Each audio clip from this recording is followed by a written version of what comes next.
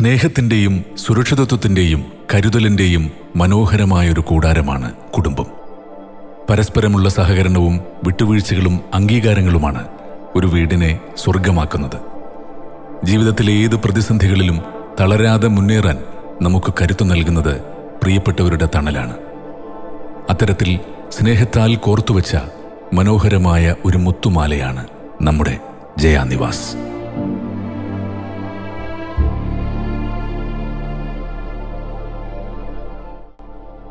ഈ കുടുംബക്കപ്പലിന്റെ കപ്പിത്താനായി എല്ലാ കൊടുങ്കാറ്റുകളിലും പതറാതെ ഞങ്ങൾ നയിക്കുന്നത് ഇന്നിവിടെ 84ാം ജന്മദിനം ആഘോഷിക്കുന്ന പ്രിയപ്പെട്ട പാലേങ്ങാട്ട് പത്മാവതി അമ്മയാണ്. ജീവിതത്തിന്റെ കനൽ വഴികളിലൂടെ നടക്കുമ്പോഴും തന്റെ കുടുംബത്തെ തളരാതെ നെഞ്ചോട് ചേർത്തു പിടിച്ച കരുത്തുറ്റ സ്ത്രീരത്നം. ഞങ്ങൾക്ക് അമ്മയും അമ്മമ്മയും അച്ചമ്മയും മുത്തശ്ശിയുമെല്ലാമായ ഈ വലിയ തണൽമരത്തിന്റെ ചുവട്ടിൽ ഒരൊറ്റ മനസ്സോടെ ഞങ്ങളിവിടെ സന്തോഷം പങ്കിടുന്നു.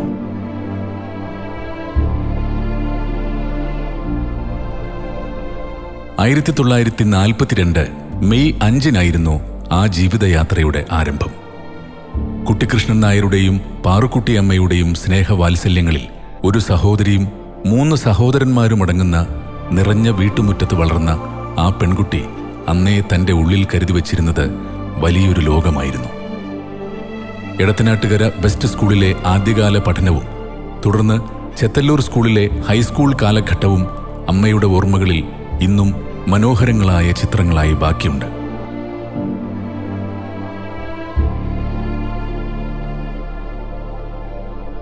ജീവിതത്തിന്റെ പാതി വഴിയിൽ താങ്ങും തണലുമായിരുന്ന ഭർത്താവ് കുന്നത്ത് കൃഷ്ണൻ നായർ അപ്രതീക്ഷിതമായി വിട്ടുപിരിഞ്ഞെങ്കിലും തളർന്നു പോകാതെ കുടുംബത്തെ ഒറ്റയ്ക്ക് ചുമലിലേറ്റിയ അമ്മയുടെ ധൈര്യം വാക്കുകൾക്കും അപ്പുറമാണ്.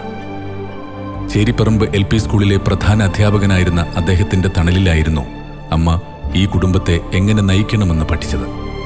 ആ വലിയ ആലംബം നഷ്ടമായിട്ടും അദ്ദേഹം പകർന്നു നൽകിയ പാഠങ്ങളും കരുത്തും കൈവിടാതെ അമ്മ ഉറച്ച ചുവടുകളോടെ മുന്നോട്ട് നടന്നു.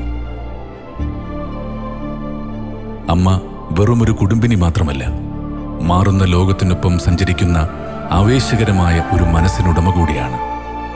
ലോകത്തെക്കുറിച്ചും സാഹിത്യത്തെക്കുറിച്ചുമുള്ള അമ്മയുടെ അറിവ് അതിശയിപ്പിക്കുന്നതാണ്. പത്രങ്ങളും മനോരമ മംഗളമടക്കമുള്ള ആനുകാലികങ്ങളും പതിവായി വായിക്കുന്നതിനൊപ്പം മാക്സിം ഗോർക്കിയുടെ അമ്മ എന്ന വിശ്വപ്രസിദ്ധമായ നോവലും ഡാവിഞ്ചി കോഡുമൊക്കെ താൽപ്പര്യത്തോടെ വായിച്ചു തീർത്ത ആ വായനാശീലം അമ്മയുടെ അറിവിനോടുള്ള അടങ്ങാത്ത ദാഹത്തെയാണ് കാണിക്കുന്നത്. ക്രിക്കറ്റ് മൈതാനത്തെ സച്ചിൻ ടെണ്ടുൽക്കറുടെ ബാറ്റിംഗ് വിസ്മയങ്ങളെ ഇമവെട്ടാതെ നോക്കി നിന്നിരുന്ന ആ കായിക പ്രേമം അമ്മയുടെ ഉള്ളിലെ എപ്പോഴും തുളുമ്പുന്ന ആ യൗവനത്തിന്റെ അടയാളമാണ്. വായനയിലൂടെ അറിവ് നേടാനും പുതിയ കാര്യങ്ങളെ ആവേശത്തോടെ സ്വീകരിക്കാനും അമ്മ കാണിക്കുന്ന ഈ താല്പര്യം ഞങ്ങൾക്കെന്നും വലിയൊരു പ്രചോദനമാണ്.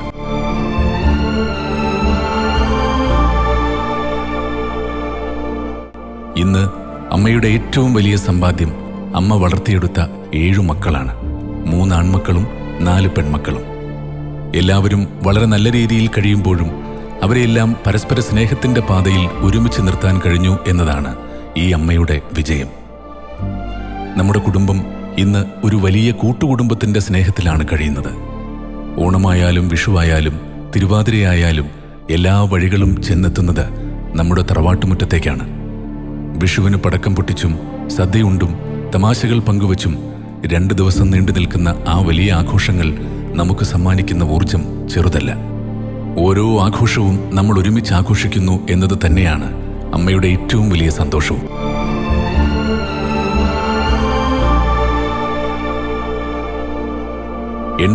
ന്റെ ഈ നിറവിൽ നിൽക്കുമ്പോഴും ഈ മരത്തണലിന് താഴെ ഞങ്ങളെല്ലാവരും ഒരേ മനസ്സോടെ നിൽക്കുകയാണ്. ഇന്ന് 84ാം വയസ്സിലും പക്വതയുടെയും സ്നേഹത്തിന്റെയും ആൾരൂപമായി അമ്മ നിൽക്കുമ്പോൾ ഞങ്ങൾക്ക് അഭിമാനിക്കാനേറെയുണ്ട്. പ്രതിസന്ധികളെ പുഞ്ചിരിയോടെ നേരിടാനും ഒത്തൊരുമയോടെ ഒരു കുടുംബത്തെ നയിക്കാനും അമ്മ പഠിപ്പിച്ച പാഠങ്ങളാണ് ഞങ്ങളുടെ ഏറ്റവും വലിയ സമ്പാദ്യം. ഈ വലിയ സ്നേഹത്തണലിൽ ജനിക്കാനും വളരാനും കഴിഞ്ഞത് ഞങ്ങളുടെ പുണ്യമാണ്. സ്നേഹത്തിൻ്റെയും അതിലേറെ അതിജീവനത്തിൻ്റെയും പേരാണ് പത്മാവതി അമ്മ.